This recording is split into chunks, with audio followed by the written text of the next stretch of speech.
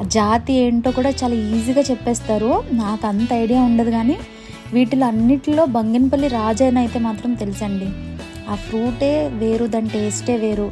చాలా జాతులు ఉంటాయండి. పంచదార కలితమని, సువర్ణరేఖ, కలెక్టర్ కాయలు, విమాన పసందం, చెరుకు రసాలని, న్యూజిబీడ్ గోవా, నీలంకాయలు, దేశవల్లి కాయలు అంటే చిన్నగా ఉంటాయి, కానీ అది కూడా ఫ్రూటే.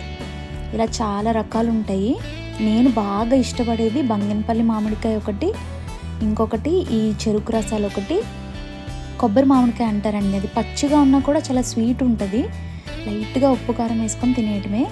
ఇవన్నీ మాకు వచ్చిన కాయలు ఈరోజు. ఇలా ఎల్లోయిష్ ఉందంటే ఆల్మోస్ట్ రెడీ టు ఈట్ అని. ఇది ఇంకొక 1 డే ఆగితే ఇంకా స్వీట్గా ఉంటుంది.